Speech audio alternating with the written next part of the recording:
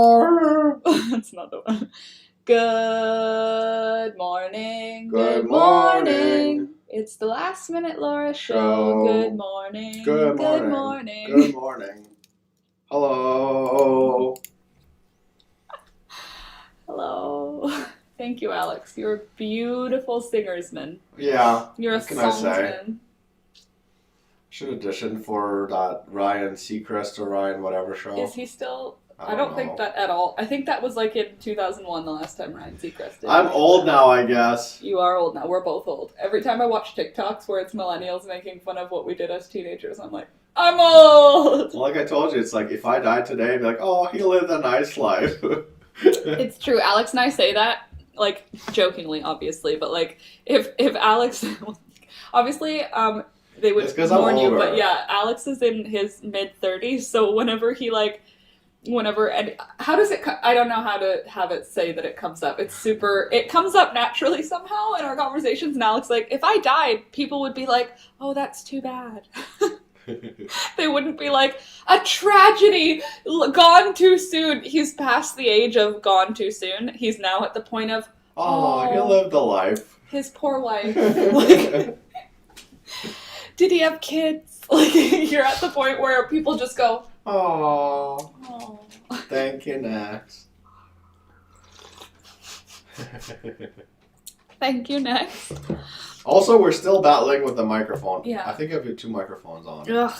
Yeah, I do. I'm going to turn off the internal mic so you guys just hear that blue Yeti sound. Good afternoon, everyone, and welcome back to the Last Minute Laura show. Yeah, we're still struggling with it. Yeah, I need to do my intro, though, and you're not Laura? You need to return it or exchange it. Yeah. That's you. I'm going to do my intro now.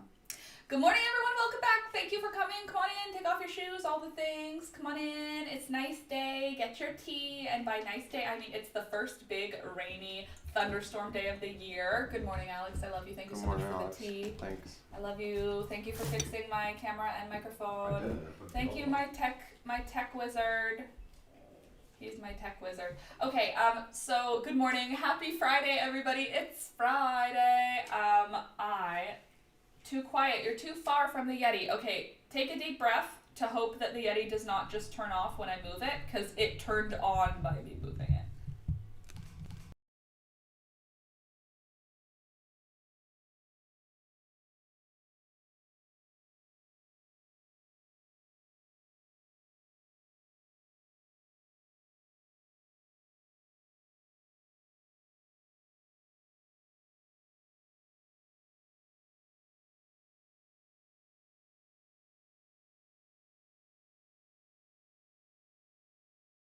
Okay, so, Sid, that was your fault. I did this for us, and now the mic isn't working again. I'm just gonna keep unplugging it and plugging it back in. It was working, then it stopped working, then it started working. I'm over it. I would just like to have high quality audio. That is what this was supposed to... There we go. It turned on again. Seriously. Something to do with the connection for sure. Okay. Yeah, it's brand new. Okay. Obviously, yes, it's requiring assistance, this microphone. Okay, good morning!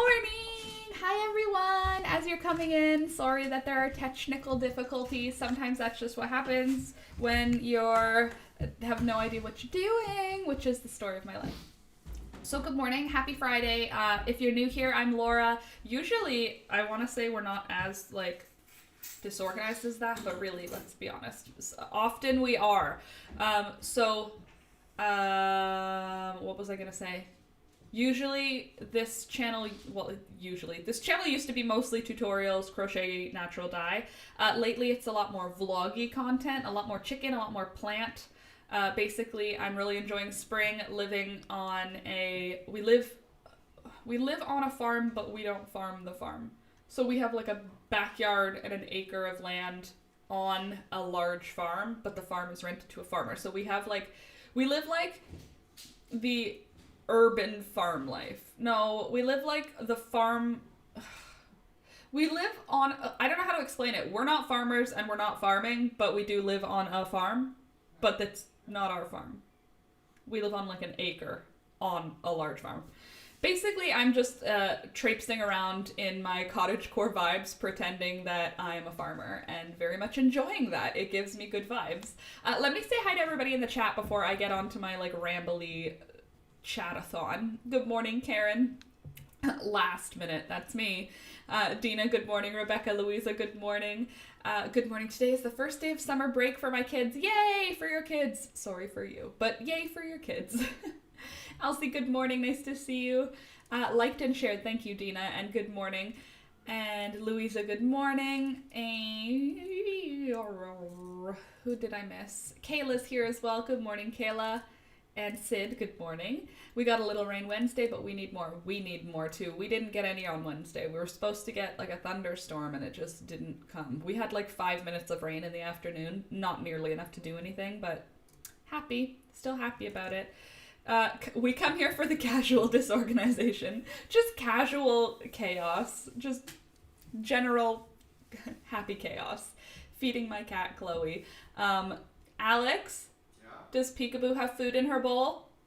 I didn't check that, yes. Good. I'm trying to remind Alex it's his job to feed and water Peekaboo now because she's shy and she has to run past Thunder to get to her room. So I moved her food and water downstairs into Alex's office because that's where she spends most of her time anyway. Hello! Hi V, good morning. Good morning Lebo. Hi all and Laura, good morning. You have 2 pairs of hands. Yeah, Dina, making so many things at once, right? I'm so far behind on the little things because of the blanket, right? Yeah, getting one project done will put other things to the side. I'm like the opposite. I've put a million projects in front of any one big project. Do you like my bowl of tea?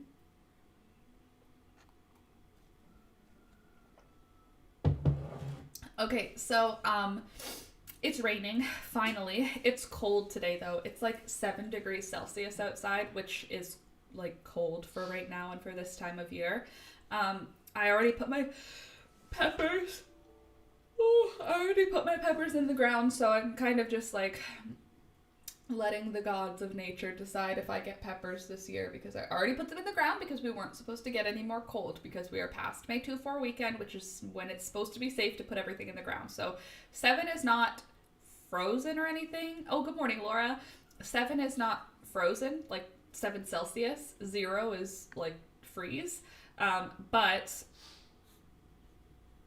it is cold. So hopefully the plants will be okay. But it is raining, so I'm thinking that that will help. Because isn't it good when your plants are like super well watered?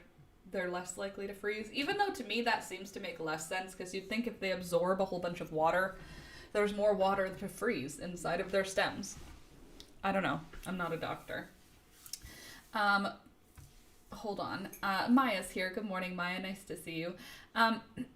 Also, yesterday I planted, oh my god, so many more plants, you guys. I need to tell you what happened because it was pretty amazing. I went to my mom and dad's the other day because my mom said, come pick up more plants. The plant sale is over, so you can come and pick up plants now. So I was like, yes, please. So we went to my parents' house, and I didn't even realize how many plants I took home because I was filling, like, you know the cell pack flats? If you buy plants in a flat. It's like a black tray that holds 12 packs of plants. So my mom was giving me trays and handing me plants, and I was putting them in the trays, and when the tray was full I was just giving it to Alex and he was putting it in the car. So I wasn't seeing the accumulation of my plant shopping at my mom's.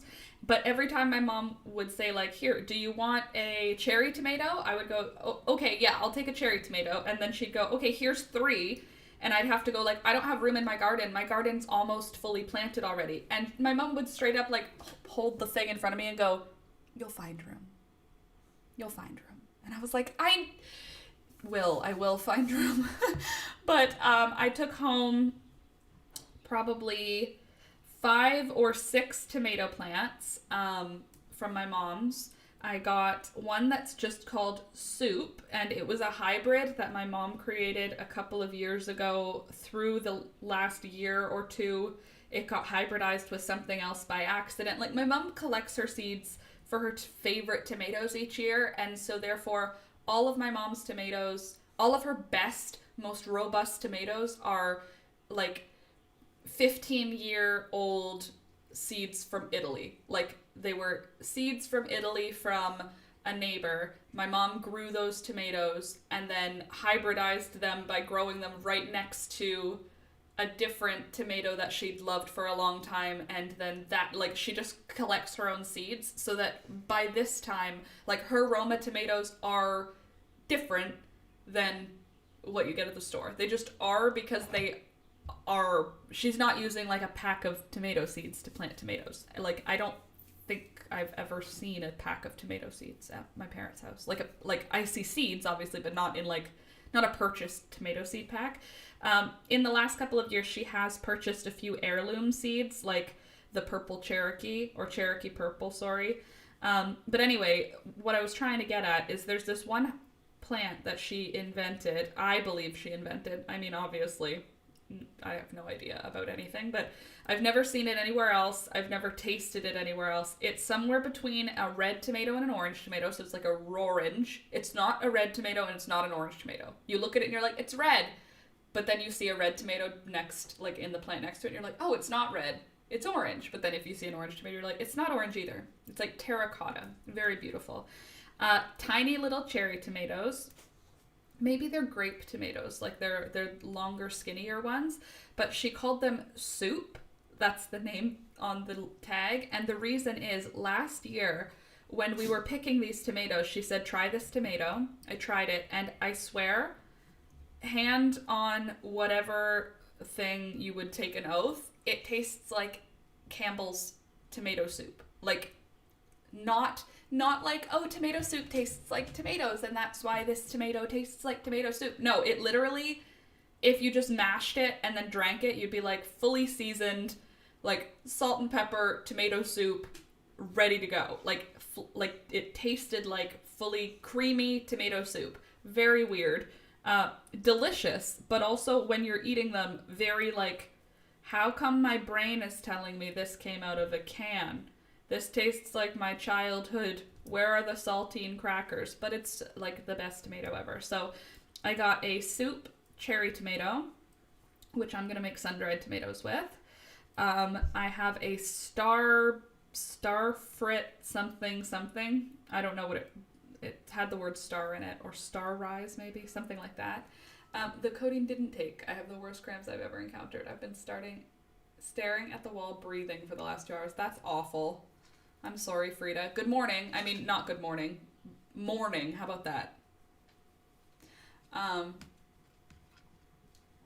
Divyana. Hello, good morning, Divyana. Lebo, nice to meet you, Dina. Lol.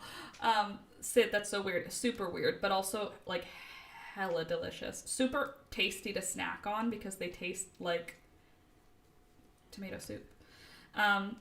So anyway, I got a Cherokee purple before, so I have one Cherokee purple. I got 3 or 4, I think, more varieties of cherry tomatoes. So I got the orange. I got another version of the orange one, like my favorite, the best tomato ever, that I really like. My mom had plants for that, and it's way bigger. Like, her plant was bigger than mine, so I took one of her plants just to guarantee I will get a harvest of that. And then she also sent me home with about 100 marigolds, maybe like 60 marigolds. She sent me home with this tray, but it's not like a cell pack. It's like a cell pack of 50, but they're all smaller, and they all had a marigold, like almost ready to bloom, and some of them were blooming. Indian tonic water has quinine in it. What? Quinine? Do you see how pronunciation, when you don't know how something's pronounced, can be difficult? Gin was always good for cramps, but you can't have that all day. I mean, yeah, you probably shouldn't. But, so I got way more tomatoes. I got 4 more hot pepper plants. I got a jalapeno, a Karen's Thai chili, I got two more varieties of basil from my mom. I got cinnamon basil and this variety of, I don't know. It's like, to me, I want to say it's like a Thai basil, but it's not. It's got purple on the bottom, green on the top for the leaves. Lovely. But it doesn't look anything else like a Thai basil, just the colors are similar. But the leaf shape is completely different. You can tell it's a basil when you look at it, but like, I've never seen it before. It has beautiful texture to the leaves. You'll see it in this week's vlog, or next week's vlog. By the way, I know the vlog hasn't come out yet. It'll come out today. I'm done. I just have to finish the music and the export. But the edit is done. I just was having a lot of like fun outside planting yesterday, and I needed to get it finished because today was going to rain. So yeah, I planted the rest of the garden. Well, I still have 4 black flats full of cell packs, but they are full of seedlings that I planted the seeds for within a few weeks ago. So they're going to stay in there probably until like at least a couple more weeks. So they can't be planted yet, but everything else is. I also got, other than marigolds and tomatoes, oh my God, this is the most exciting part. I got probably 30 more chamomile plants from my mom. I already had like fully enough chamomile on my property. Like I know I already had enough, but when I was at my mom's house, I say my mom's house, I don't know why. When I was young, I always said my mom's room, my mom's bed. My parents. I mean my parents. Both my parents farm the farm. They are both the farmers, but for some reason, it's like the dogs are my mom's dogs in my head. You know what I mean? Everything is both of theirs. I don't know why I say that, just so that you're aware. When I say that, it's because my mom does most of the like plant husbandry and my dad does the infrastructure stuff. So when I'm thinking of the plants, I think of them as my mom's plants, even though really half the care is my dad. But just, I feel like I wanted to explain. Anyway, Laura, you sound a bit low today. I hope you're okay. I'm not low. I'm actually in like a really good mood, Karen. But I thank you for worrying about me. But I actually have a couple of really good things going on. Thing number 1, I discovered that I don't have to try and brush my baby hairs back into the ponytail, giving me a gigantic forehead. I can brush them forward. That's new for me. And then another good thing that's going on. Oh, I did wake up really recently, so there's a possibility I'm just not all the way awake yet. But no, mood-wise, I'm in a great mood.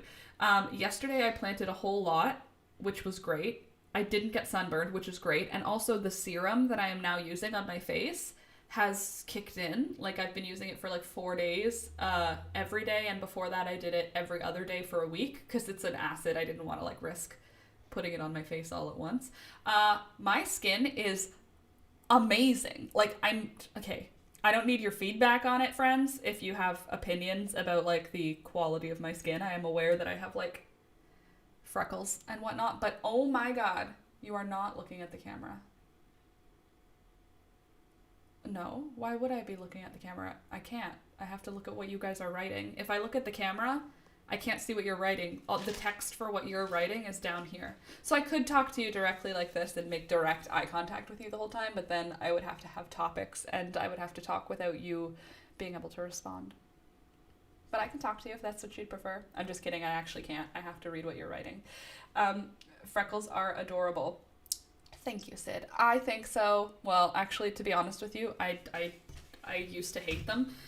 But then I got to a point where I was like, I only have the one meat suit. These are not removable. Just get over it. And then at that point, my body was like, you like yourself now. Anyway, what I'm trying to say is the serum that I am using right now has smoothed my skin out so that it feels like a lady now. Like, I have had texture issues this whole pandemic. I don't know if that's like an everyone thing. Sorry, Frida, is it distracting? Because I can move the camera a little bit so that it feels more close to where my eyeballs are. Anyway, this whole pandemic, I've had like major, sorry about the audio here. I've had major issues with texture, probably because I've had to wear a mask everywhere we go, right? But sorry if the audio is bad here too. Let's see if this helps.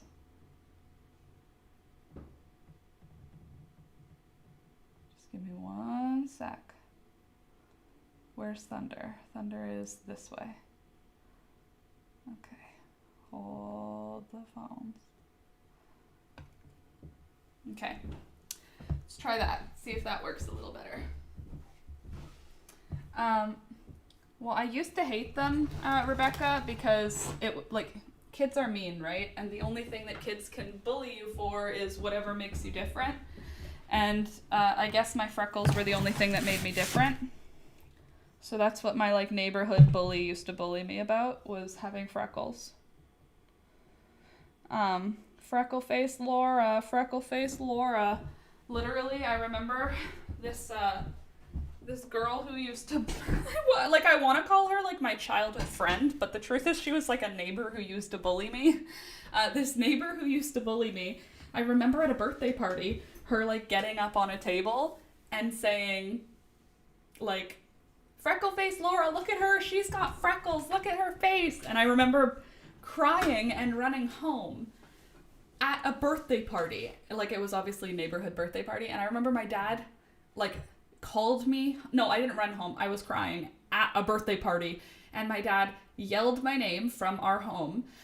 And I was like, I have to go. I'll be right back. And I went, and I remember my dad had said, he said, your aunt is on the phone. You need to come home and talk to your aunt on the phone. And I remember being it's the middle of a birthday party. What a weird time for my aunt to need to talk to me. And as soon as I got home, my dad sat me down and was like, you need to stop crying. You make yourself a target by being upset about them making fun of something that you can't change. You tell them that that's the thing that they should make fun of and that it upsets you. So next time they're going to do it again.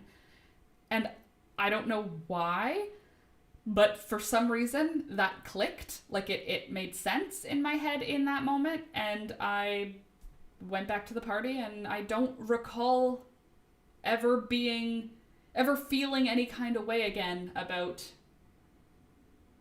being made fun of for my freckles. That's the last event of somebody making fun of my freckles that I remember affecting me as a little kid, and affecting me to a point where I was I can't even I cried because someone told everyone to look at me because I had freckles. What? Kids are so weird. What a weird thing to feel sensitive about. I'm sorry, now the camera angle is bothering me. We're on too much of an angle. We're supposed to be straight like this. There. That's better. Yeah, that's better. Louisa, this is not the norm. I'm gonna have it checked out. Don't worry. Yes, definitely, Frida. If this is not the norm, if your painkillers are not helping you, probably a good time to Sorry, I'm distracted by Frida. My ADD will not allow me to have yucky viewership. If it's bothering you that I'm not looking towards the camera, it bothers me now. I am now also bothered. There. Laura, it was fine. Yep, and yet now it's not fine anymore. I need it to be better. Laura, it's not bothering me. And yet, Frida, now it's bothering me. You chose this. You decided to come here and be friends with me. This is who I am. I love that your dad did that. Yeah, what I love is that my dad was really always good about if he had a lesson to teach, it wasn't in front of anybody, and there was a good excuse as to why the lesson, your aunt's on the phone, you have to come home. There was no, it made it as though he wasn't calling me home because I was crying at a birthday party. There was something other than that going on. And obviously, a group of kids weren't noticing one kid leaving anyway or anything like that. But, yeah, my dad was pretty good about that sort of stuff. He was also the parent throughout my young adult life and teenage years who would say, blame me for anything. Anything happens, you don't want to do it, blame me. And we would, all of us kids, we would. If there was a party you didn't want to go to, but you didn't want to say that you didn't want to go, a sleepover you didn't want to go to, something you didn't want to do, but it was going to be uncool to not want to do it, I'm sorry, my dad said no. And, my dad was a tough, guy, and people knew him to be a tough guy, so it was 100% believable that he would say no. The funny thing is, he was very rare, like, yes, he said no, obviously, like, he was a parent, but, like, if I wanted something, I'd probably ask my dad first, because my mom would think logistically what had to happen. My dad would be like, yeah, that seems fine, we'll figure it out later, whereas my mom would be like, well, you'll need a ride there, you'll need a ride home, do you have blah, blah, you know what I mean? Like, she would, like, think too much. So I would know that if I didn't have the plan thought out, it might be no as an answer. Whereas with my dad, he might say yes before thinking about the logistics. You know what I mean? You knew which parent you went to for what thing. Like, if I wanted to buy something outfit-wise, it was my dad that I was going to go to. Hey, Dad, I need a new outfit. He didn't know. Okay, do you? Let's go then. Whereas my mom was, like, the smart, like, purchase parent who would be like, when are you going to actually wear those leather bell bottoms, Laura? Please tell me. You go to a school with a uniform and you're a tomboy. When are you going to wear those low-rise leather bell bottoms? And I would be like, oh, you don't understand me. Whereas my dad would be like, you should get 2 if you like them, right? Because then one for, what if it wears out? Like, my dad was like that type. But yeah. That's awesome. He was cool with not being cool to your friends. Yeah, it was really awesome. He was really awesome about that. Can I tell you a story about my dad? Like, my dad and I have, like, pretty similar fire in us. So when I was a teenager, we could get into a row. Like, obviously, like, it was just mostly a teenage girl screaming. But you know what I mean? Like, we had the personality to fight. My mom and I never did. I was always scared to, like, hurt my mom's feelings. I know that sounds super weird, but, like, I was always, like, I never wanted to hurt my mom's feelings. I never wanted her to feel disappointed. I never wanted her to feel, because my mom never got mad. Like, if my mom was upset about something, she would want time alone and the whole house would be silent. Like, you could hear a pin drop because we didn't know how to react to someone who needed time in their quiet. All of us got my dad's style of, like, conflict management, which is, like, you argue it out and you solve the problem, whereas my mom is more of, like, I need time, that type of stuff. So I never argued with my mom. But my dad, what was I trying to tell the story of? Oh, yes. Okay, so there was this party in high school. It was a secret party. So a friend of mine moved into a new development, a new neighborhood, and there was barely anybody living in the neighborhood yet. Like, I'm talking the front lawns were still mud. Like, they had sidewalks and they had roads and they had light posts and houses, but some of the houses didn't have all of the walls and some of the houses didn't have anybody living in them yet. Like, it was like a new development, but my friend, her house was fully finished. For some reason, theirs was like one of 6 on their block where it was fully finished. And they got the keys to their brand new house, like, that week, so there was almost no furniture in the house, and then the parents went away for the weekend. Which, like, is the start to every teenage movie, am I right? So, yes, they are all indoor plants, Pippi. They are indeed. Well, some of them are outdoor plants that I'm just keeping inside. Like, things in the terrarium are not all indoor plants. So, anyway, there was this party, and I told my parents about it. Like, I was not... I didn't lie about that stuff. I didn't have to, because my parents were... I was scared that they knew everything anyway. Like, I had, like, this feeling that they knew all the things that I did that were evil or bad. Thank you, Catholic upbringing. But, so I didn't lie to them. I didn't lie to them if there was going to be alcohol at a party. I didn't lie to them if the parents didn't know, that sort of thing. So I told my parents, we're doing a party at my friend's house. We've all put money in. Like, we all put, like, 40 or $50 into this party. And, like, in high school, that's, like, your earned money. $50 is a lot of money to put into a party per teenager, and there were like 6 or 8 of us, so we threw a party, like a banger, like an American high school party, like, where I'm in Canada, so, like, that's not a thing, but it was like there were probably, over the whole night, there were probably 100 people in and out of this party. loud music. Didn't get shut down by the cops, but in the late hours, people stopped taking their shoes off when they came inside. Teenagers, when they are drinking, which don't do that if you're a teenager, but when they are, they're super irresponsible. So obviously there was like a huge mess in the house. But not only a mess, the people were wearing their shoes in, and this party was a Halloween party, so it was in October.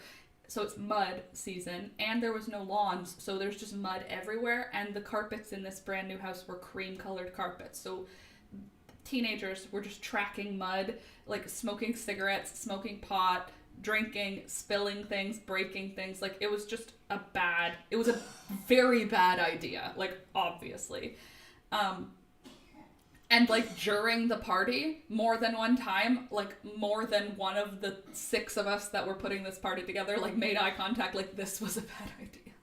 This is not gonna go well. But only one person was ever gonna get in trouble. You know what I mean? Like, there were, like, a bunch of us that were helping, but it was just the one girl whose parents' house it was, you know? I remember one teenager, like, peed down the stairs, like, the carpet stairs to the basement. Like, it was, like, a bad time. It was a good time. We all had fun. I spilled my guts to the guy I had a crush on. Like, it was a great party. I slept over. It was fun. We woke up and had one of those, like, have you seen the movie The Hangover, when they wake up in the hotel room and there's, like, a tiger in there? It was, like, essentially like that in the morning. Like, we were like walking around like, oh no. So it was a disaster. I woke up because my phone was ringing. I answered my phone, and it was my dad, and he said, honey, come downstairs. And of course, I just died when he said that. In my head, I was like, my dad is here to kill me and to kill all of us. We are all dead. He's going to know. He already knew there was a party. It's not like he didn't know there was a party. He knew where it was. He knew that there were going to be a lot of people. He knew that there was going to be alcohol. So, like, he knew what happened the night before. But he said, I'm downstairs. Come downstairs. And I was like, this is how we die. This is how my friends, this is how we die. Nobody was awake yet. It was just me. I came downstairs, and literally me, Sid. I was like, I look like the house. The way the house looked, I also looked that way. So, like, all of my friends, like, you can't give 16-year-olds responsibility and expect it to go well. So it didn't. And I opened the front door, and my dad was there with a vacuum, a carpet cleaner, a mop, just a bucket of cleaning supplies, and he just put it on the porch, and he got in his car, and he said, call me when you're done, and he left. Like, he knew we fucked up, and he knew we knew that we did. It was like, in his head, I think he was just like, the lesson has already been learned. They do not need me to rage, for they will be burnt alive by the parents who come home to this house. Thank God this was not at my house. Like, I think the things that were going through his head. And then, years later, years after this occurred, my little sister told me that he did drive-bys on that party. That he, like, checked on us at that party. Like, he knew it was going to be an idiot bowl, and he came to check that the party was still okay, like, more than one time that night. So, like, first of all, just imagining, was I ever, like, out on the porch smoking pot and my dad saw me in high school? Maybe.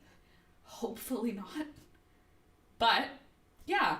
So, like, my dad is, like, this rough around the edges person, and he can be, like, so abrasive, and yet he has, like, this side to him that is very, like, he's a very intentional parent. Like, he didn't think lightly about becoming a parent. Do you know what I mean? Like, you can see in the things that he did when he was parenting, like, there was a thought, like, this should go this way, it's better to do it this way, you know? That's how you do a good job, seriously. Yeah, it was, like, when I was young, those things I didn't understand, and now the older I'm getting, the more I'm like, wow, he had the opportunity to get really upset there. Wow, he had the opportunity to just be a complete dick in those situations, but instead he didn't. That sort of stuff. There were times where he had the opportunity to teach a lesson in a different way, in a way that made more sense for his personality, and yet this type of way, this reaction didn't make sense for his type of personality, which for me means like it was so intentional.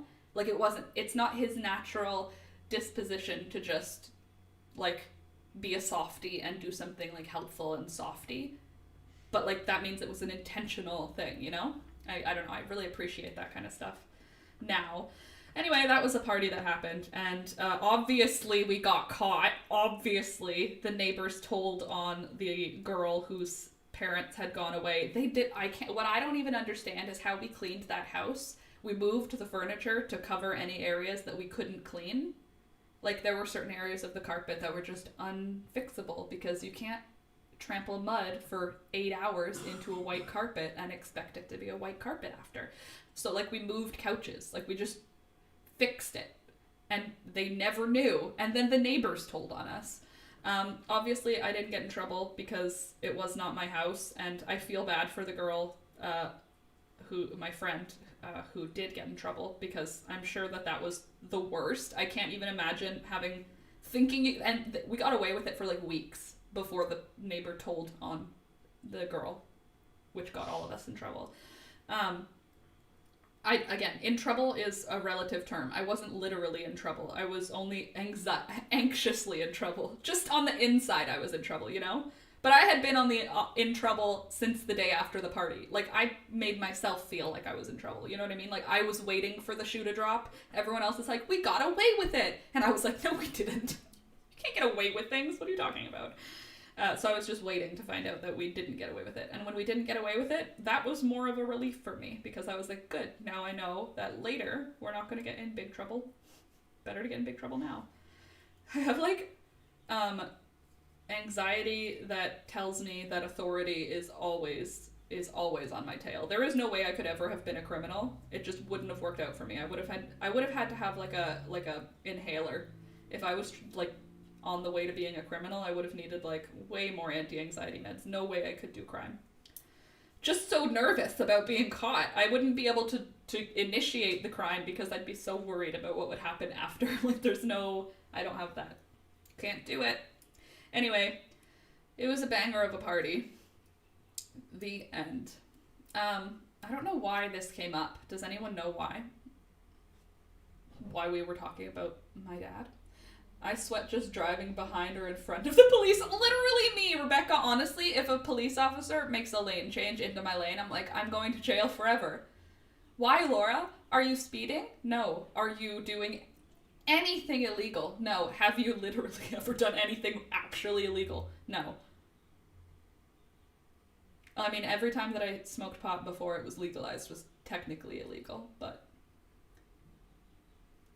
not like I haven't done crime. You were talking about your parents and how they're different from each other. Oh. And then it got to the story of my dad helping me out of a party. I'm blaming my dad for not wanting to, if I don't want to do stuff. Shoot, I don't know what the purpose of that was. Because I went to my parents' house. It literally all stemmed off of me trying to talk to you guys about the plants. Yeah, but weed shouldn't have ever been illegal in the first place. It was only made illegal. It was only made illegal for racism reasons. Due to racism reasons, we need to make pot illegal so that we can have a prison complex that will fund that which slavery took away. Literally. Yep. Weed is illegal for racism reasons. Yeah, so anyway. So I went to my parents' house to pick up plants. That's where all of this came from. So, Rebecca, that makes me laugh. I sweat just driving in front of or behind. The same. Do you ever find that, like, you really notice how far from each of the lines that you're driving in you are when you're driving anywhere near a police car? Like, a police car comes into my view, and I'm like, oh god, am I going steady enough in the lane? Or am I doing this in the lane? Oh no, didn't worry about it before. Dad wasn't around, my mom sent my slightly older brother out to fetch me from random places I'd hang out. Your older brother to fetch you. Go find your sister. She's probably in the alley with her friends. The last time I saw her, she was headed that way. Go find your sister. My dad would just whistle really loud. We lived in like a cul-de-sac with a pond and a forest at the end of it, so I was always there. I guess it was probably, like, I could have definitely been a way more difficult child. Obviously, I did things that now I look back and I'm like, wow, I'm really glad I didn't end up dead in a ditch. But, like, I feel like most of the things I did were pretty tame as a teenager. Like, that party was, that's like the main party of my memory, because I didn't do things like that very often. Anyway, I was at my parents' house. I'm trying to tell you guys a story. Jeez, I distract myself. I was at my parents' house to pick up plants. I got a whole bunch of marigolds. I got a whole bunch of sunflowers. I got a whole bunch of zinnias. I got a dinner plate dahlia. We lived right in town, so there were so many places I could have been. Just go find her. She's somewhere around. Frida, I was the good kid. My sister had already done all the bad stuff. Oh gosh, my brother had no rules from what I understand. I mean, obviously he must have, but like it was a different upbringing for him than it was for the three girls, just because he was a boy. He didn't have the same level of rules. And then my older sister was like a saint, so I, or at least that's how I interpreted it. So in my opinion, I was a devil child. I don't know that that's true. It could just also be my anxiety. I've had my license for 3 years and I have yet to be pulled over. I've never been pulled over, knock literally on wood. I am not risking that. I did have my first flat tire recently though. Love adulting and owning a car. Maya, we had a flat tire once. Well, Alex had one recently, but we had a flat tire once. Oh, last week. It was last week? Yeah. Last week Alex got a flat. I wasn't there. Thank God, because it stresses me out. We had a flat, our car had a tire explode on the highway once. That was scary. I was the one drinking at 16. Okay, well, drinking at 16 is not what I'm talking about being bad. That's not being bad. That's what all teenagers are doing. And people who are like, teenagers shouldn't be drinking. It's like, okay, but like, if they see adults doing it, they want to do it. Teenagers are stupid. I say that as someone who was a teenager. And someone who, like, had a good time being a good time. Everybody has a hard time being a teenager, right? But I don't know. I don't think drinking at 16 makes you a bad teenager. I think that just makes you a teenager. I don't know. Maybe, like, I feel like what's the line? I feel like everybody's drinking as a teenager. A lot of people are smoking pot. Smoking cigarettes, I feel like that's kind of edgy. That was edgy in my teenage years. If someone was smoking cigarettes, they were what is that called? Like edge for, what's another word for edgy that I'm thinking? You know what I'm trying to say though, like smoking pot and drinking were not the thing. Smoking cigarettes was more edgy than those two things to me. Okay, 20 minutes and I can take another coat. Oh my god, put the timer on. I've only ever had flats from blowing a hole in the sidewalls. Like, that's the only way. Loud AF every time. That's what happened on the highway, and it was terrifying. I smoked both pot and... Ooh, so you were edgy there, Rebecca. We'd change the discourse around alcohol. Teens would be less interested. I mean, yeah. And also, like, if you just made it that alcohol isn't bad, it's driving while drinking that's bad. Like, obviously, alcohol, don't be drinking every day and whatever, but, like, teenagers are stupid. They're gonna have edgelords, basically, right? Like, they were edgelords. The cigarette smokers had a cool area by the stop sign where they all hung out, and, like, if you weren't a cigarette smoker, it was intimidating to walk by that area, even though they were the same people who were in class as normal people when they were in a group. It was intimidating. They were for sure edgelords. At least in my little Catholic virgin opinion, that's how I saw them. I was intimidated to walk by the kids who were smoking. But that's also, I had a lot of opinions about cigarettes growing up. Like, I was like very anti-cigarette, so there's also that. There was probably a sensitivity there. Anyway, I'm trying to tell a story about plants here. I don't know why we're going into Laura's high school lifestyle. just less, because teens will still want to experiment with trying new stuff. Exactly, but just make sure they know not to drive when they're drinking or smoking pot. I don't want people to use 2,000-pound tools when they are intoxicated. Is that so much to ask? If you are intoxicated, don't use anything that costs more than $100. Just stay situated in your location. Started smoking at 14 and quit when I got pregnant with my almost 1-year-old. When I got pregnant with my almost 1.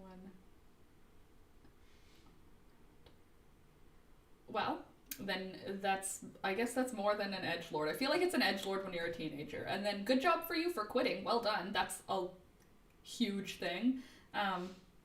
Because I want to say I know, but I've heard it's very, very difficult. I have not been a cigarette smoker, so I don't have firsthand knowledge of how difficult it is, but pretty much everybody that I ever have known to smoke cigarettes has taken many, many times to quit, so... Oh, my thumb hurts today. I broke my fingernail yesterday on a rock, and I'm just noticing it hurts really bad. Posted a picture on Discord in the live stream of what I've been planting more than anything else. Ooh, I'm ready! What have you been planting more than anything else? Ow, my finger hurts pretty bad, actually. What have you been planting more than Ooh, Feather Mix Morning Glory. Heirloom seeds from Baker Creek. Cool, except Morning Glory... I don't know how I feel about that, because Morning Glories strangle everything here. Our wild Morning Glories are like hell on earth here. They will strangle everything. Like, it's called bindweed, but really it's a Morning Glory. Like, it's just, so when I see Morning Glory, I see bindweed. I will be honest with you, I planted like 4 Morning Glory seeds because I had them, and I planted them on a trellis, so we'll see if they come up, but I'm excited to see what the flowers end up looking like for you, V. Yesterday, I noticed, V, I feel like you're the only one that I'm talking to when I talk about the Alaskan dwarf nasturtiums, just because you're planting them too, which therefore, I don't know. It makes me feel like you're the only one I'm talking to about those, but really I'm talking to everybody, but I know V is also growing them. Bindweed is very different. Oh. Well, maybe I'm calling bindweed. Maybe there's a possibility that what I'm calling bindweed is Morning Glories. Or what I'm thinking is a Morning Glory is you know what I mean? I just bought the pink salmon nasturtiums. No, V, honestly. Hey, soul sister. 1 second. I just need to grab my purse so that I can show you what I just bought.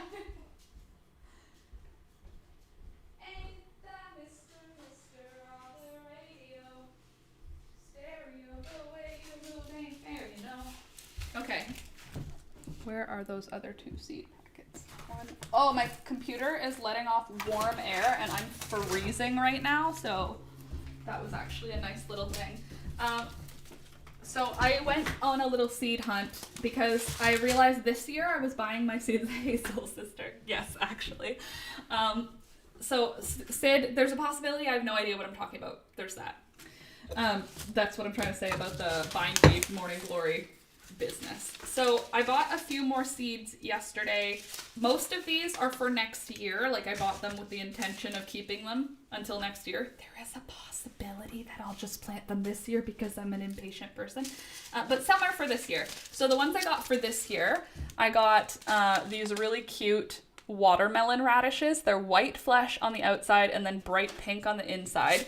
And then these other ones are French breakfast radishes, both from Livingston Seeds, which to me sounds like somewhere in Canada, but no, Plantation Products, Washington Street, St. Norton, MA. Where's MA? Michigan? Maine? I don't know. I'm not a doctor. And then I also got some peas for next year. I already have my peas for this year, but the radishes I'll probably plant this year just because they look fun, and they only take 23 days to mature. I got the Gleam mix of nasturtium. So these ones are salmon, orange, and red. Massachusetts? Wow, do you see? I didn't even get it. What did I say? I said Maine and Michigan. Neither of the correct answers. Thank you, everyone. Massachusetts.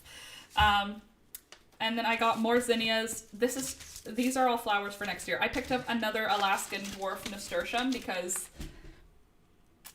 they're cute. They have variegated leaves. We're so fancy.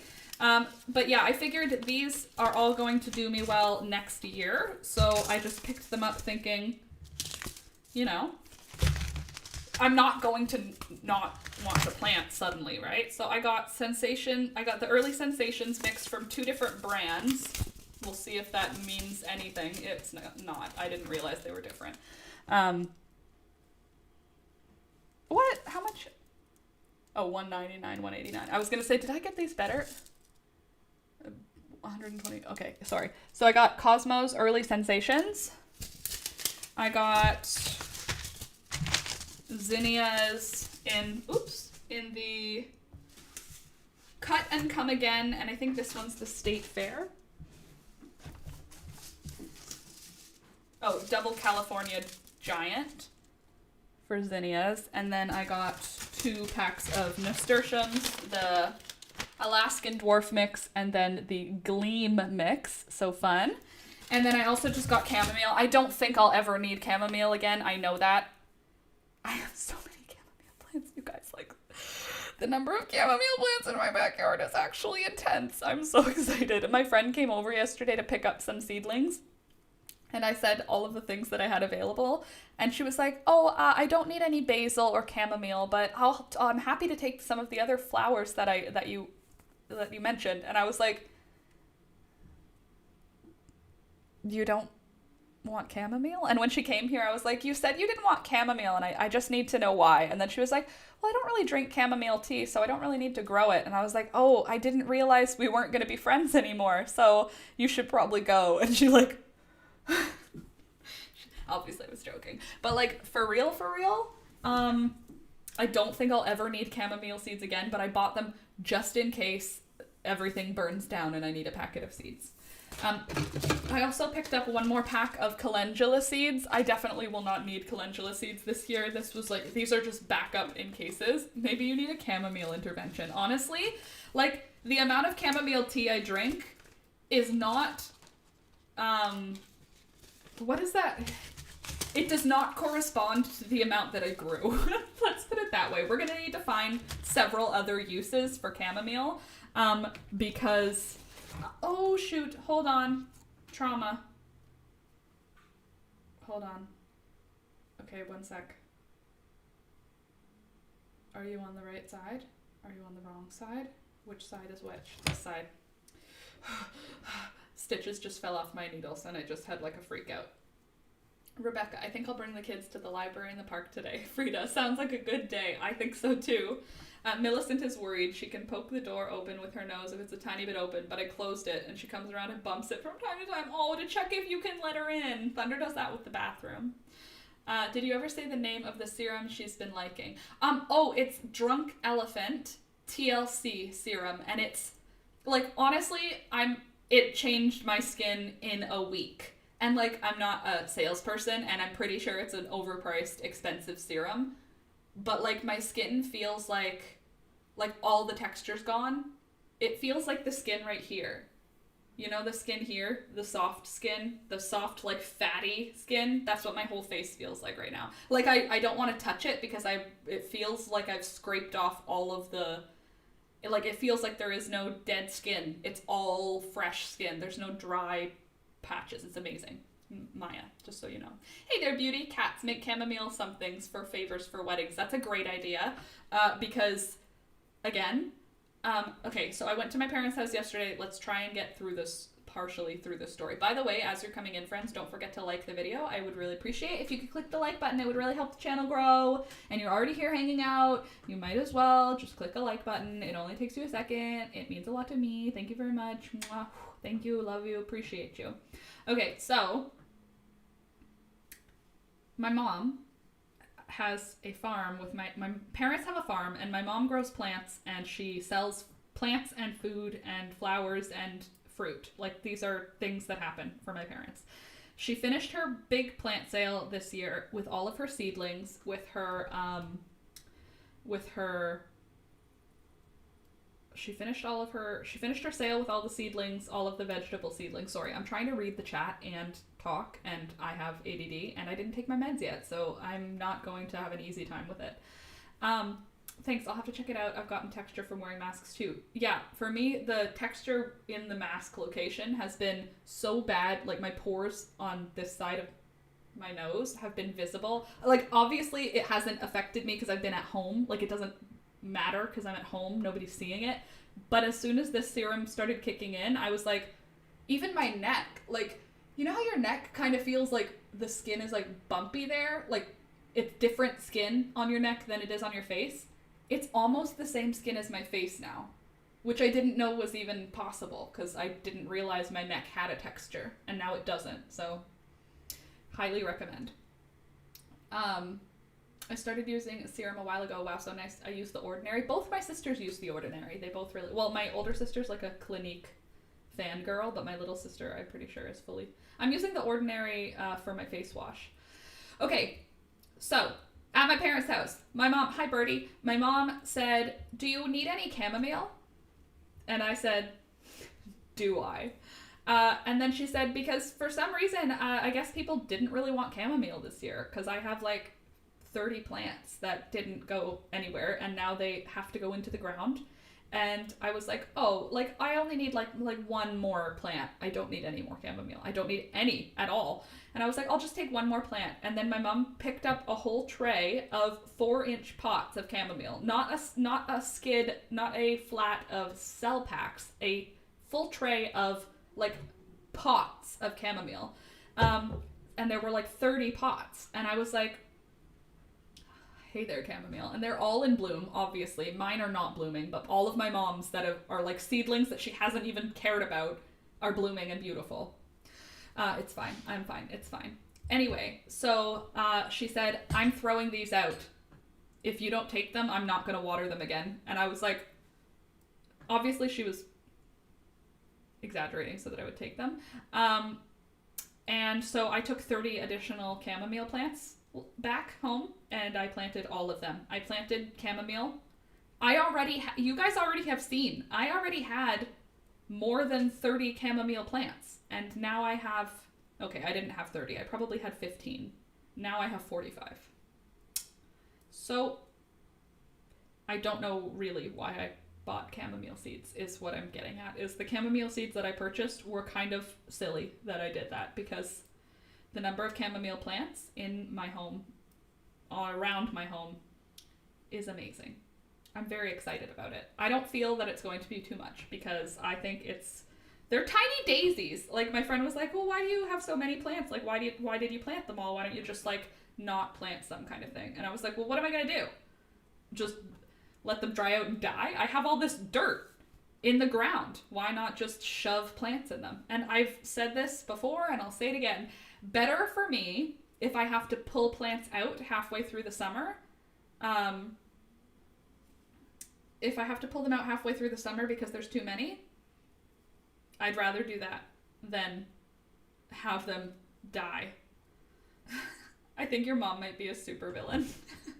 Yeah, I don't know. She's definitely some kind of magician.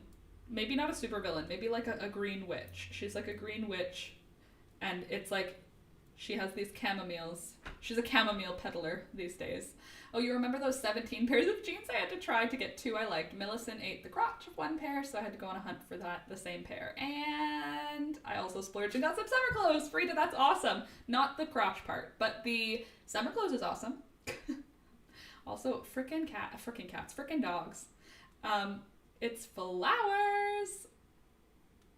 Hold on.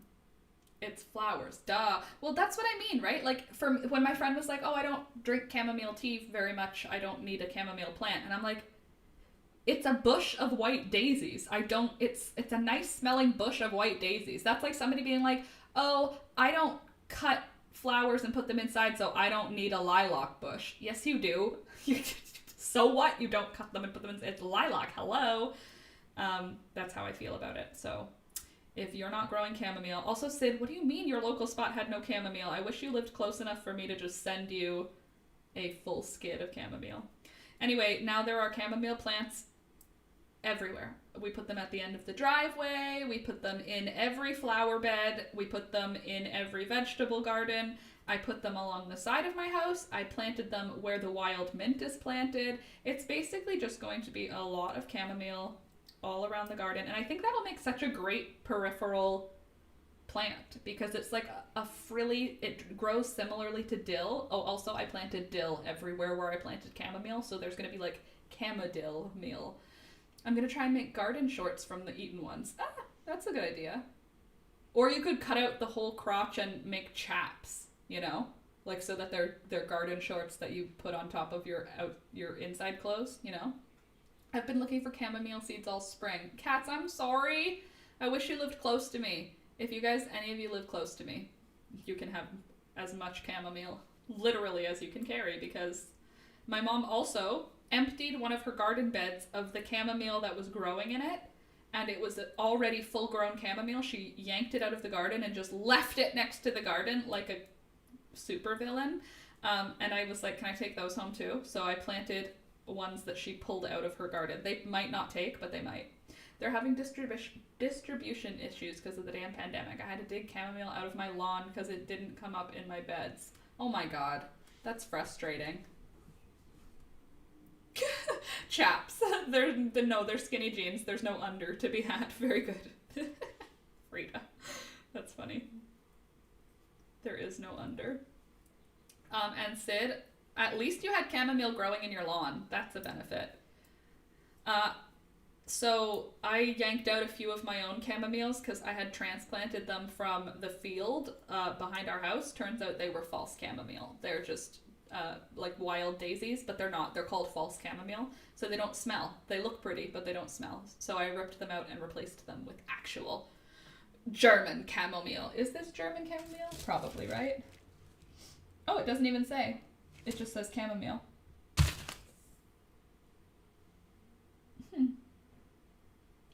That's weird.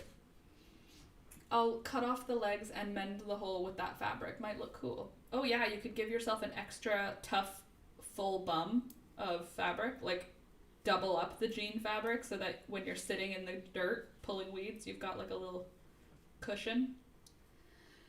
It was a miracle from the goddess, literally, that I found it. Yeah, especially before somebody mowed it over with like your lawnmower. Alex did that to one of my chamomiles. I have since forgiven him because I have so much chamomile that it's okay. I need to get my daughter a new swimsuit. She needs to stop growing. It's so weird. You made a thing and now it just keeps getting bigger and smarter and like has memory. Isn't that weird? Like it was like just a couple of cells at one point and now it's like a full person who like disagrees with you on things. That's such a trip. The idea that like I'm my own person completely, and to my mom I literally like I can't even imagine how crazy it would be for her to look at me and be like, I built that thing and now this is like, it has like opinions. That's so crazy. Store-bought tea is overrated. Kyla, agreed. Well, actually, to be honest, I pretty much exclusively drink store-bought black red rose tea. But in the wintertime, I drink a lot more tea because it's cold all the time. So chamomile, peppermint. Ugh. I'm going to be making a lot of tea this summer. I have so much peppermint, so much spearmint, so much chocolate mint. I have so many different kinds of basil this year. I want to do some teas that have basil in them. Rebecca, I love swimsuits. I have to stop myself from getting more. I think I have one swimsuit. It's a one piece and it has a t-shirt as the top. Like the top got sleeves because I am not going to be going swimming in any ocean having my shoulders exposed. That is recipe for lobster Laura. By the way, can you guys hear me? Is the audio okay? I'm a little bit farther from the mic and I realized I'm kind of like mumbling. I woke up late today. I actually woke up on time and then I turned my alarm off and went back to sleep. Frida, how are you from the pollen? True, how is the pollen? Maybe that's making the cramps worse, Frida. I bought a dehydrator with my retirement, I used it this winter for citrus peels and used spices to make cider. It was amazing. Oh, cool. That's cool. Hold on. So, citrus peels for a cider. What cider? What was the base? Was the base like an apple or a pear cider?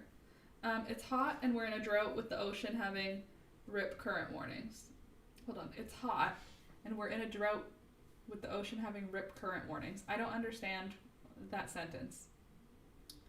I'm mostly drinking my mint plants. I have chocolate mint, strawberry mint, and pineapple mint. What's strawberry mint like?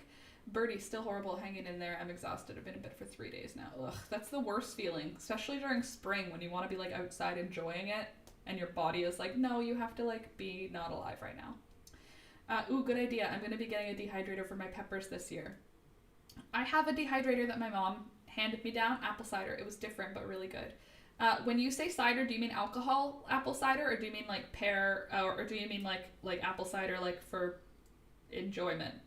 I guess alcohol can be for enjoyment. I just mean like is it a drink that everybody drinks, or is it alcohol drink? Because when you hear the word cider, unless someone says apple cider, apple cider sounds non-alcoholic, cider sounds alcoholic to me. But what do I know? Enjoyment, for enjoyment. You know what I'm trying to say. So, okay, I have a dehydrator.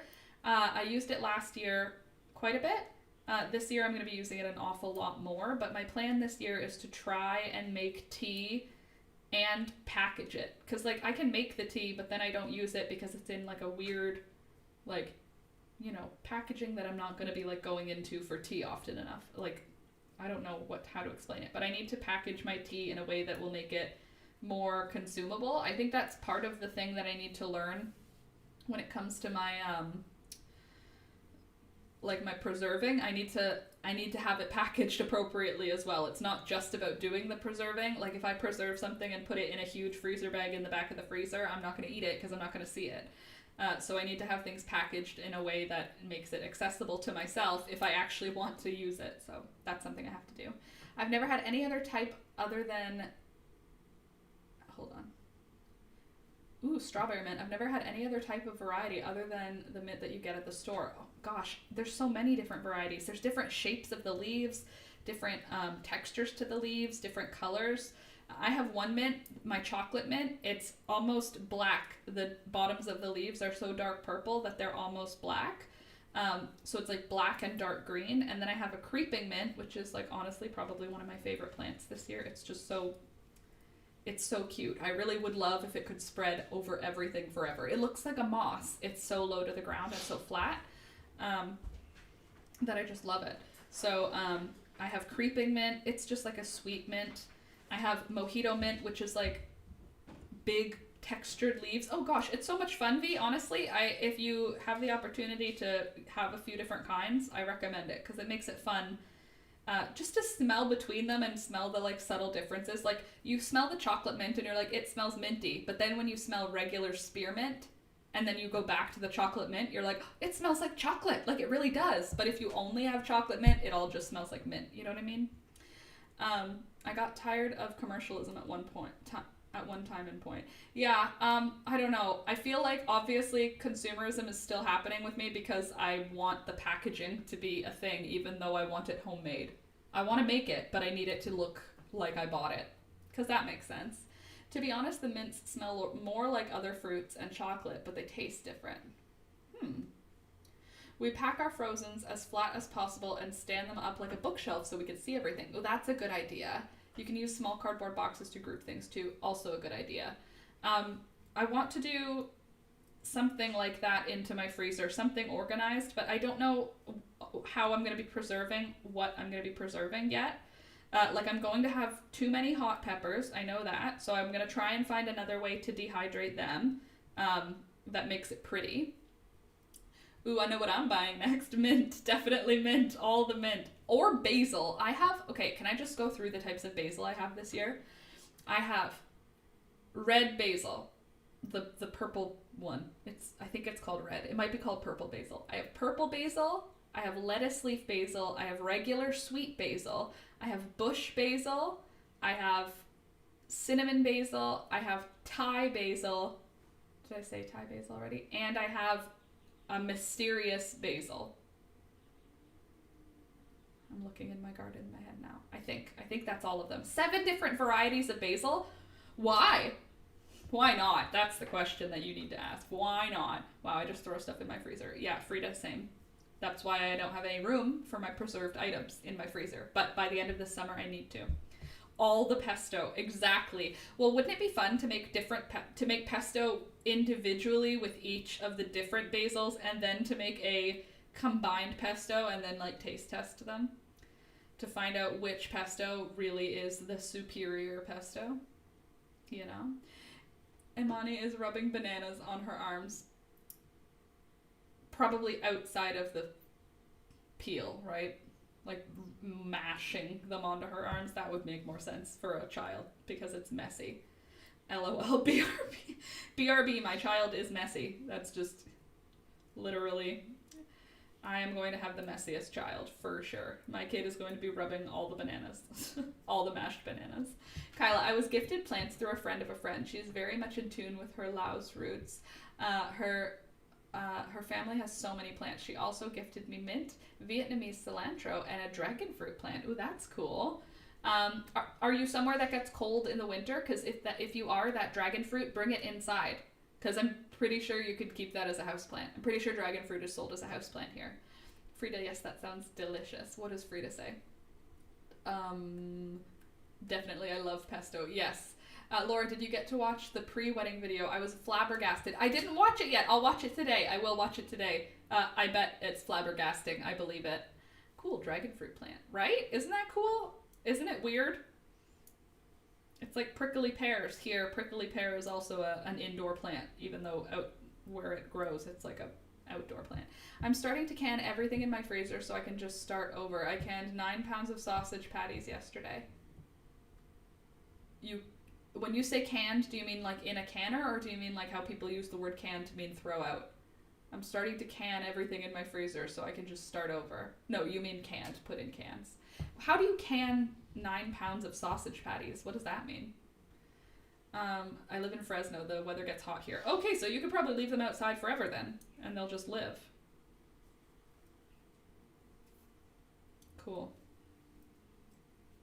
You know what I'm saying, though. The canner. That's cool. How do you can meat? What do you do with canned meat? How does canned meat store?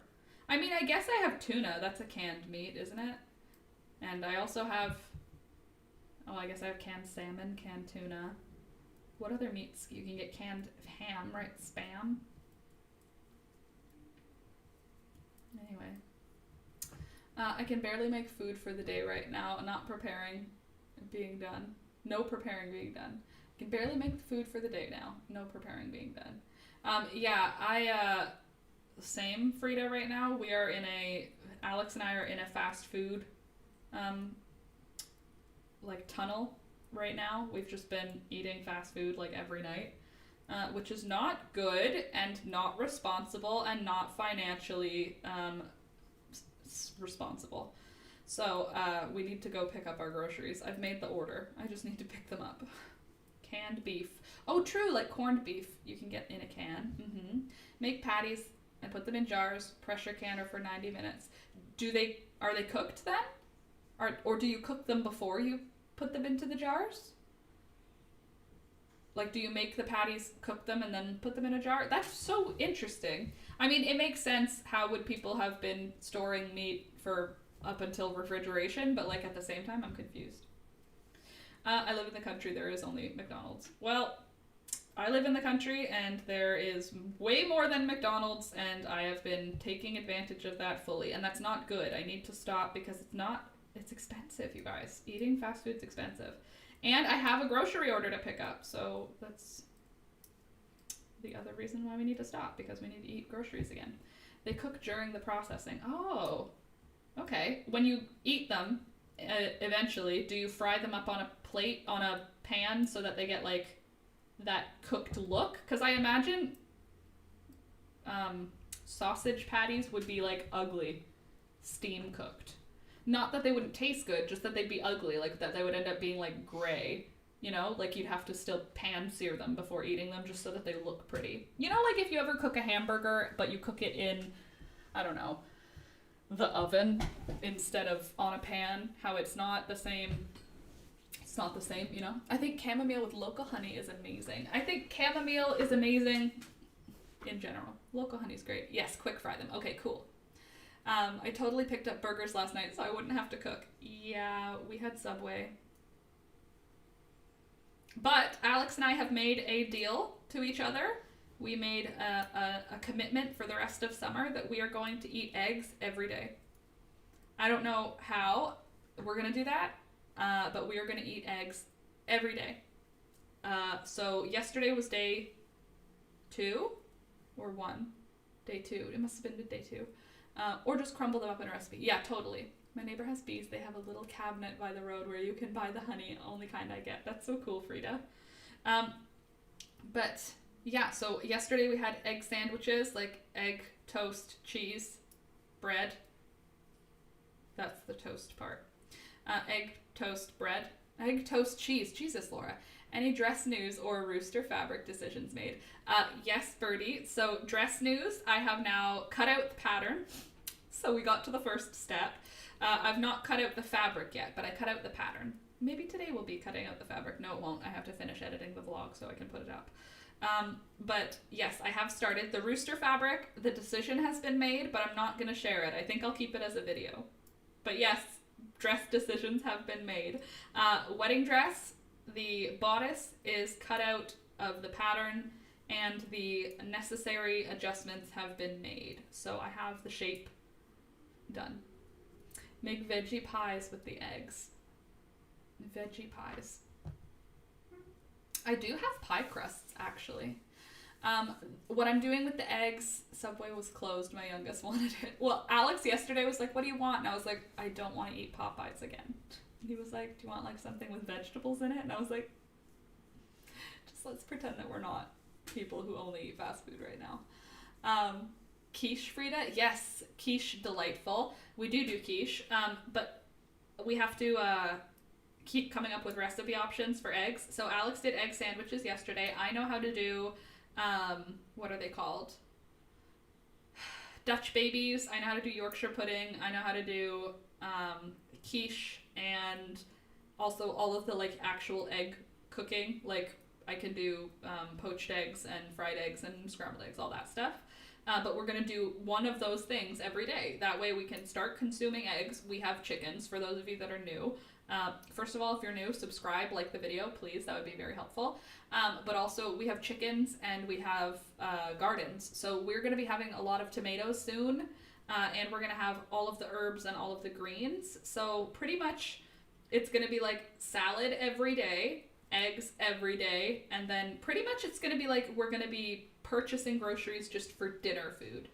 Everything else, I'm pretty sure everything else will be grown here for summertime anyway. Like breakfast will be egg, vegetable, and probably that's it. Egg, vegetable, and bread. So the bread I'm not going to make. Egg, vegetable, and bread. Lunch is usually just like grazing. Find food for yourself, like Alex is on his own at lunchtime. And then dinner will be the food that we actually have to buy groceries for. So that's kind of fun. I'm excited for that. Quiche, yes. Egg custard, yummy. Bread and butter pudding. Oh, true. Bread, any kind of bread pudding, which when I was younger I thought was super gross, and now I'm like, it's just a different way to eat bread. I'm good with it. Yeah, I can do bread pudding, and I do a bread pudding in a way that it works for me. I don't know if it has any... I don't use a recipe. I've tasted bread pudding and I did my best to copy what I thought was going on. So for me, it's basically scrambled egg mixture. It's basically, the way I make bread pudding is I'm making French toast in a pot instead of in a pan. I'm putting it in a thing that goes in the oven. That's how I look at bread pudding. It's French toast if I didn't take the bread out of the egg mixture and put it in a pan. If I just put that whole bowl in the oven. So I do... a yogurt, like a fruit yogurt, any fruit yogurt. So a strawberry yogurt, some eggs, and if I've got fruit or nuts or whatever, I'll mix them in, and then I just pour that onto slices that I've chopped up, slices of bread that I've chopped up, and then I put that in the oven. Sometimes I'll do vanilla, sometimes I'll do cinnamon. Most of the time I'll just do like a little bit of sugar. Alex has mild allergy to cinnamon, so I use it sparingly. Cinnamon and black pepper, it's kind of like, I really like those things, but they're not necessarily used often. Pour eggs in muffin tins with mushrooms or whatever and bake them. I do that. I do that with just eggs, honestly, Birdie. If you do muffin tins and you just pour a bunch of eggs in there, you now have Egg McMuffin. They're a little small, like they're a little bit not wide enough. If I had the wide, you know, the mini cake pans where there's like 12 cakes that are little, that would be more perfect. But the muffin tin works pretty much fine. I crack eggs into them and then I put them into the oven. When they come out of the oven, they are ready to go on a sandwich for an egg sandwich. Which that might be a good idea for when we have excess eggs, to just do that and then wrap them up and put them in the freezer, and then we could just like heat them up for the sandwich. Like my sister does breakfast burritos, but I don't have a microwave, so I don't know that would work because we can't reheat things the easy way. Birdie, that's a fine idea. Agreed. Laura, now I'm hungry. Same. Actually, though, I have a donut right here.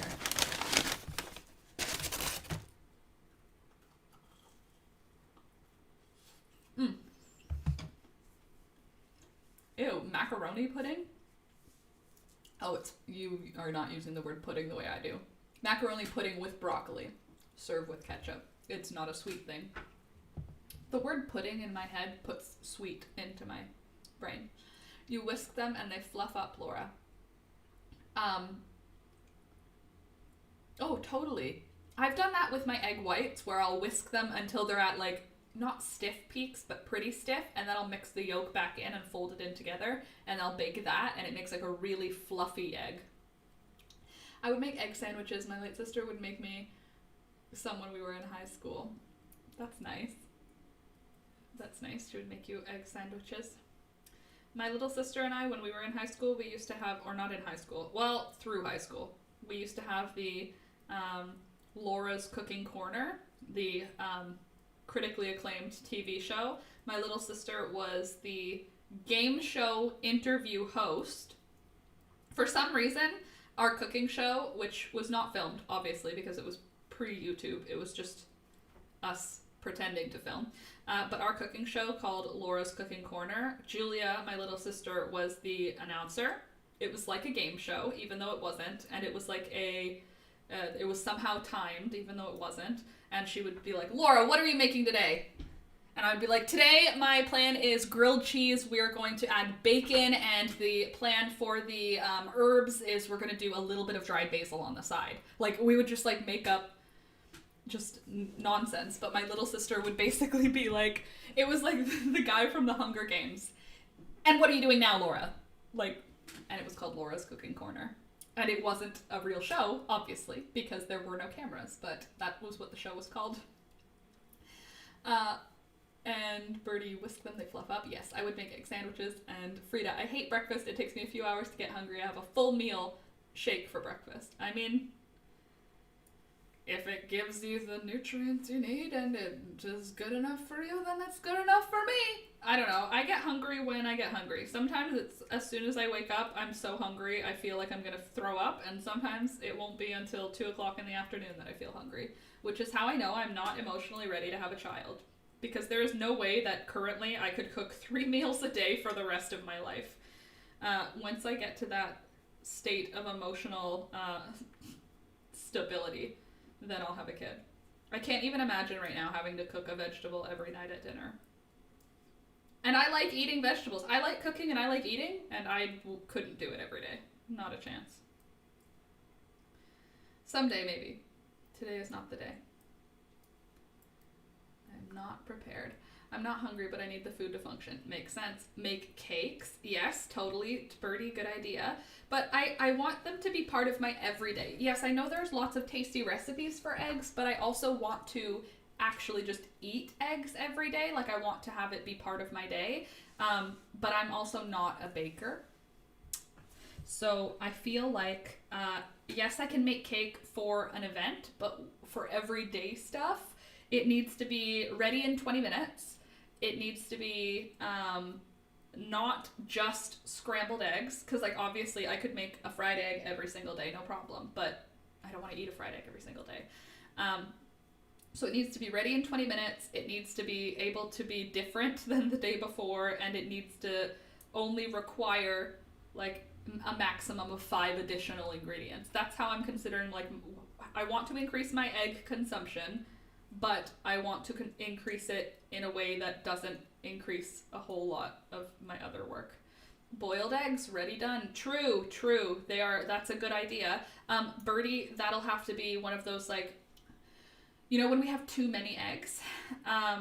When are you going to start practicing purling, Laura? Frida, when I'm good and ready.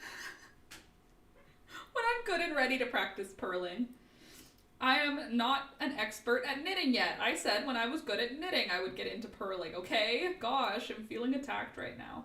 I'm joking, but for real, someday I'll do purling. For now, we're just doing the one. But do you see how, like, competent I am now? Can we just talk about this for a sec? I'm like a competent continental knitter now. Like, do you see me, like, pushing on the needle like some kind of person who knows how to knit? Jeez. So hard-boiled eggs, great idea. That'll be when we have our next overload of eggs. I've been really good about selling our eggs as we get them. I have someone with an order of 6 dozen eggs. I don't even have 6 dozen eggs right now.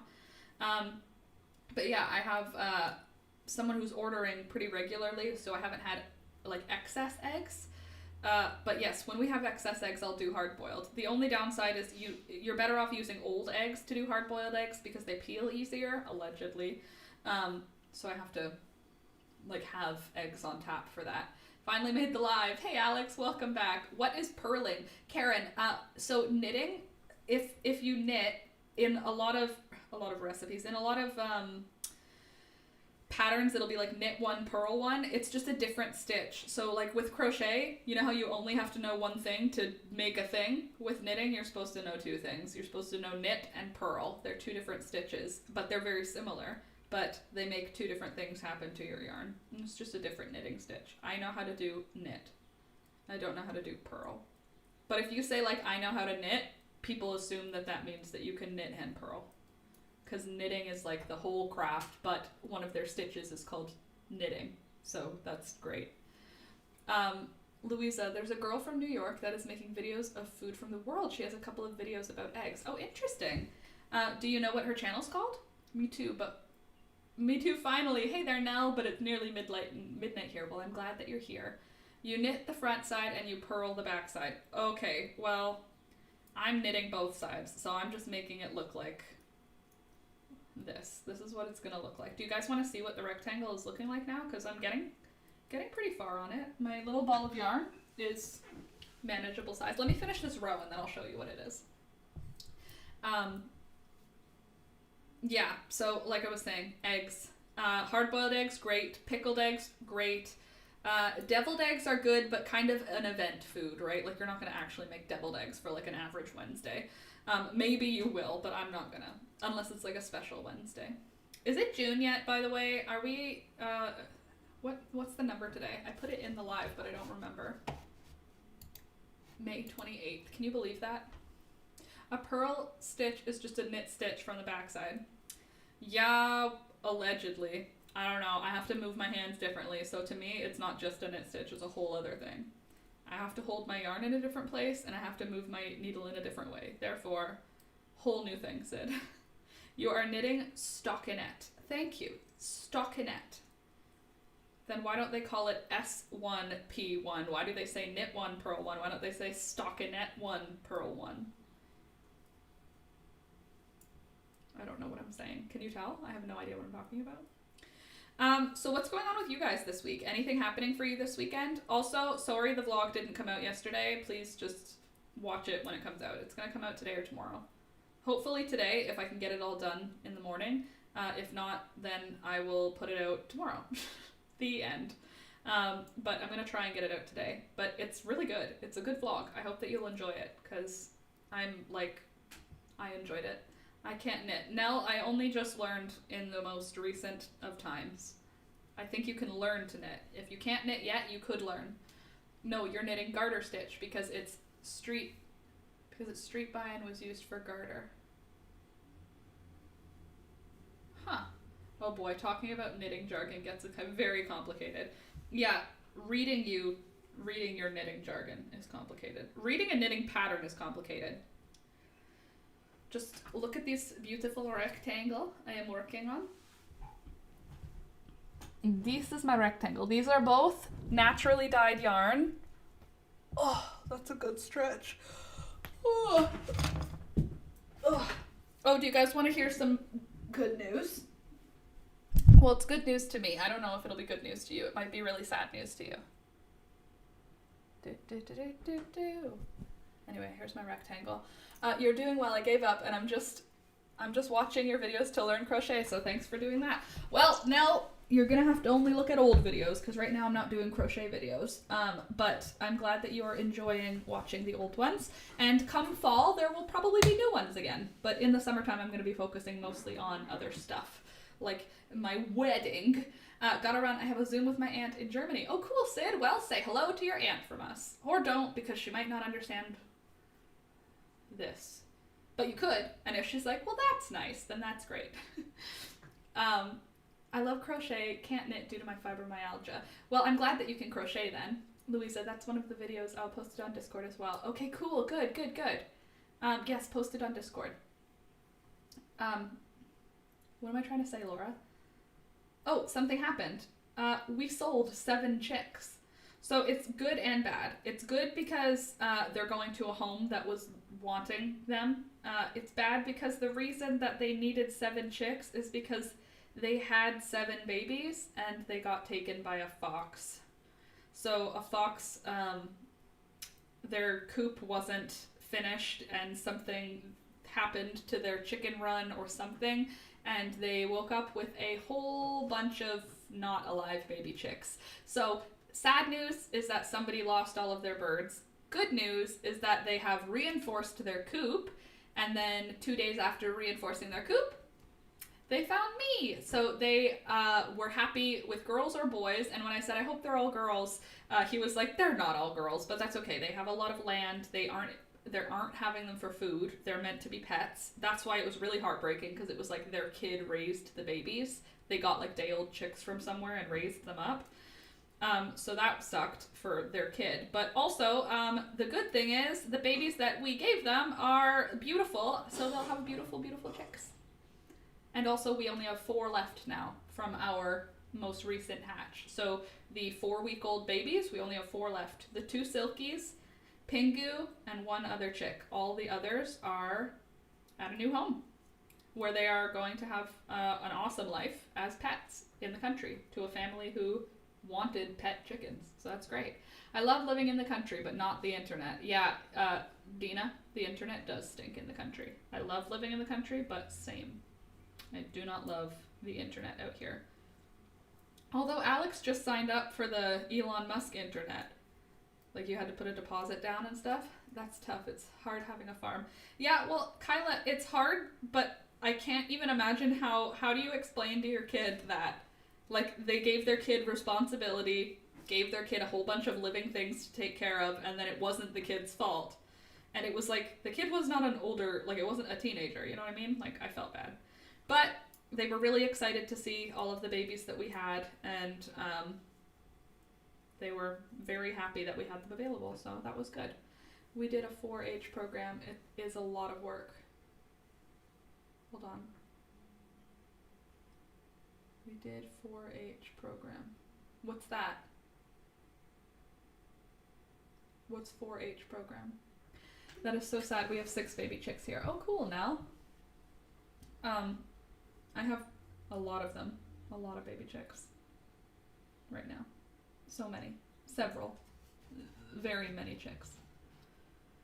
I have a sneeze coming. Sorry, I'm distracted because I have a sneeze coming. 1 sec.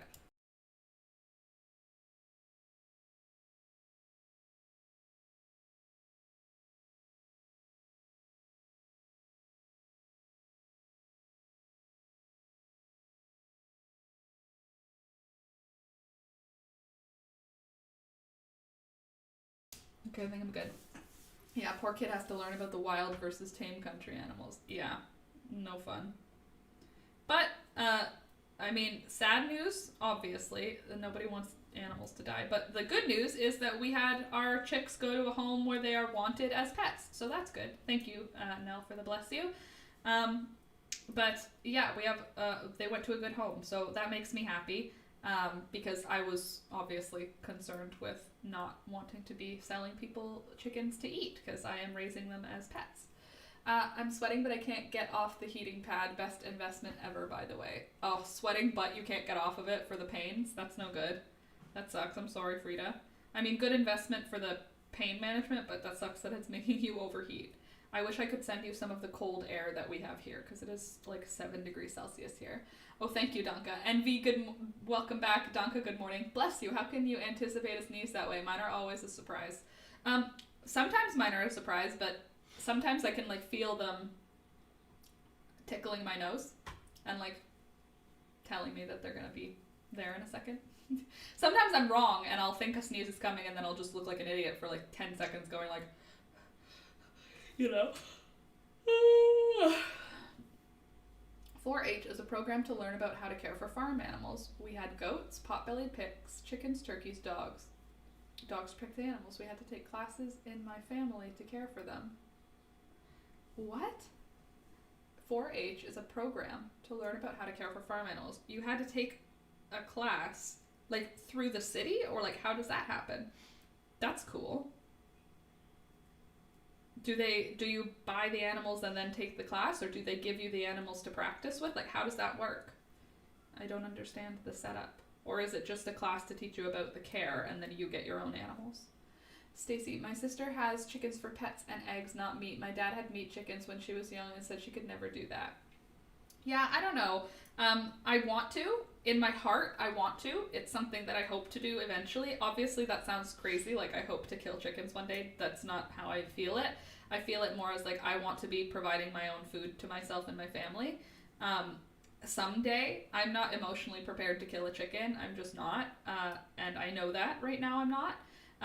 Someday I will have meat chickens. I believe someday I will have meat chickens. Either that or someday I will have a neighbor who has meat chickens and I will have egg chickens and we will trade meat and eggs. Something like that. Obviously, I have like a purposeful separation between the fact that I believe that my pet chickens are sentient and I still eat meat. I know that that is a problem that my brain just doesn't address right now. But I would like to get off of the mass farming food, if possible. That's like someday I would really like to not. It's not about not relying on the grocery store. Like, I know that's a lot of people who homestead. They're like, I don't want to rely on our broken system. For me, it's not wanting to rely on it. It's more like I don't want to participate in the parts that make me feel really icky. Like, the dairy industry makes me feel really icky. The whole system feels like evil. I don't think the people are necessarily evil because they're farmers, but I think that the milk industry is evil. Like, you force impregnate an animal, then after they have the baby, you take the baby away and you kill it, and then you basically enslave that animal for a year, taking the milk that was supposed to go for the baby that you took away and then killed, and then you force impregnate them again. Like, that's messed up. It's weird that that happens en masse. Yes, I understand on like the old homestead, you'd have a bull, your bull would get your cow pregnant, and you'd have a baby cow, and you'd raise that cow, and then you'd eat it, and I know that's the same thing, but when you do it en masse, it's not the same thing. It's just not. Like, having a life cycle on a farm is different than having mass meat production. So, like, yes, I recognize that, like, if I raise a cow, get the cow pregnant, the cow has a baby, I'm taking half the milk, and then after 2 years, that baby is getting slaughtered for meat. Yes, that is still the same thing is happening, but it's somehow, for my brain, it's not at all the same thing. It's just not. The system that we're in with meat is broken. And I'm not preaching on a soapbox. I eat meat. I eat fast food. I eat all the bad things I'm not supposed to eat. I just don't, I mentally am aware that I don't want to eventually. I would like to get off of that system. Laura, that's why I'm vegan. Yeah. because baby cows have beautiful eyelashes and look at you into your soul. So I don't know. That's just, yeah. Nice, Frida. Help me to properly care for the animals. It really helped. You have that here. You have that in Sweden as well. I wonder if we have something like that here. Through the county, we bought the animals separate from the program. We had our animals as pets. My parents wanted us to properly raise the animals so that they would spend their taxes. They would spend their taxes they would get for us to do activities. Interesting. Nice, Frida. Help me properly care for them. Interesting. I'll have a look if that's something around. Frida, being vegan, do you get enough iron and vitamins, etc. from your diet? I'm sure you do, Frida. Just gotta get all that seaweed, Dina. See, I don't think I need to be vegan again. I don't think that that's the system that I need. I think that when I didn't have the ability to have any food grown myself, veganism seemed like the best option. Like, to get away from basically the dairy and beef. It's like they really stress me out of like I don't like how they are. And it was like veganism was like the only real way out when we lived in the city. But now that we live out here, I don't think I need to be vegan. I'm pretty comfortable eating the eggs that we grow. Like, they don't give me any cruelty worry. I don't have any feelings that I am doing anything wrong with my chickens. I don't need your feedback if you think I'm being cruel to my pets, but my chickens are my pets, but they're also food. They're not the same as my dog, but they are more than a squirrel. You know what I mean? Like, there's a value system, and they are in the value system somewhere, but I don't know. I'm comfortable eating my eggs. Someday I hope to be comfortable eating my chickens, but we shall see. I also want a goat. Dina, absolutely no problem at all. Believe that. My mom buys meat and has a special freezer for it, but never eats any of it. It goes bad. That's weird. I mean, my mom buys meat and has a special freezer for it too. I think that that's like a boomer thing, having extra stored frozen food. There is literally always a roast at my parents' house. You can find a roast somewhere. It doesn't ever go bad though, because my mom will go through it and find the meat that is the closest to going bad, and then guess what? We're having lasagna with a roast. She buys most of it from the Asian food stores when they're on sale. Oh my god, I love going to the Asian food store. When you want to buy large quantities of random meats, the Asian grocery store is where it's at. You can get that's where Alex and I got beef heart for the first time. I would not necessarily recommend beef heart. I found it to taste very irony, but that is where we tried it first. How about llama for wool too? Ooh, yes, a llama or an alpaca. I don't know whichever one is easier to care for in my geographic location, because one of them is more sensitive and I never remember which one. But yes, a llama or an alpaca, a miniature donkey, a couple of goats, a few more dogs, an emu, just one or two emus. That's what I would like. My grandma used to mainly cook beans and rice, hardly ever meat. This year, you know how many beans I'm going to? Sorry, I have to go. I'm nodding off here. Night from good old Australia. Sounds good. Oh, from Queensland, Australia. I read that as good old, like GLD. I was like, good old Australia, Queensland, Australia. Nice to have you here, Nell. Thanks for coming, and good night. Do not forget to brush your teeth. I don't know. I'm trying to have an outro for you. But yeah, this summer we're going to be eating an awful lot of beans. We're going to have snow peas, yellow bush beans, some kind of red beans, green beans, and yellow pole beans. So we're going to have a lot of beans this year.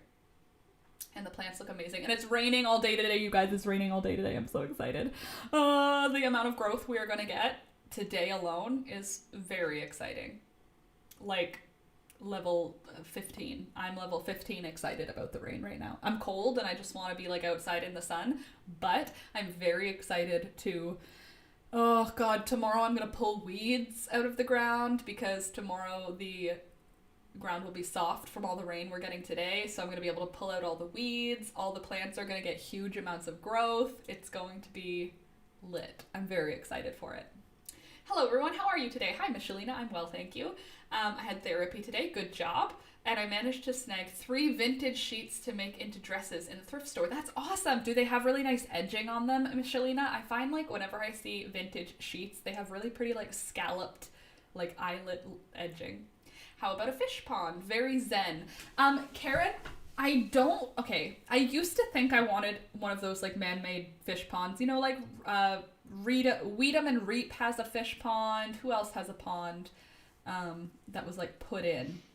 There's a few other channels that I watch that have ponds put in, and they look great, but I don't like the idea that I need to have a filter that needs power. So in a perfect world, what I would do, Karen, is I would have a property that had a body of water on it, a swamp or a pond or something, and then I would add to it rather than, like, I would help manage the pond, you know, whatever the animals that are in there, help incentivize more of them to be there. I was outside in the sun. My phone is about to die. It's cold inside. Louisa, it's cold outside. It's cold inside here right now. Cold for me anyway. I want it to be 25 degrees and sunny forever. I also managed to get a dress my sister had a few years ago, but in my size. Oh my god, Michelina, that must have been the best thing ever. If I could ever find any of the clothes that I loved that belonged to my sister, but in my size, I too would buy them. I always wanted to wear it, and now I finally have a chance. That's actually that's a really good vibe. You should I would love to see it. If you could take a picture, I would love to see it. Michelina, glad you got the dress you wanted. Agreed. Understand, babe. Karen, I just feel like I want to do as little work on the wild areas as possible, and I feel like adding a pond is like adding a fenced-in area. You know what I mean? It's another thing to manage. Whereas if a pond already exists on the property, different. Somehow different. And then we could have ducks. I do want a guard goose. I want one of those big white geese. I have to pee really bad, and it's already 10. I'm gonna go. I have to go feed my chickens and start my day. I love you guys. Enjoy the vlog. It's either coming out this afternoon or tomorrow morning. I will let you know in all of the social media places. But I gotta go because A, gotta pee, B, gotta feed the chickens. I love you guys. Thank you so much for coming. Don't forget to wash your hands after you handle your chickens and or after you leave your home because there's a global pandemic everywhere. Don't forget to like the video. I must have been manifesting. A good day. Bye all. Yes, Michelina, absolutely. Have a good rest of your day. Have a great day, everyone. You too. See you all on Monday. Enjoy the vlog when it comes out, and otherwise I will see you Monday. And if you have any suggestions of what you would like to see in the vlog that I'm filming this weekend, just let me know in the comments of this video and I will try and include it. Thank you so much, and thank you to all of my patrons. Don't forget to join my Patreon. If you're not there and you support people on Patreon, support me! Links in description, and I will talk to you next time. Thanks, guys. Love you, bye!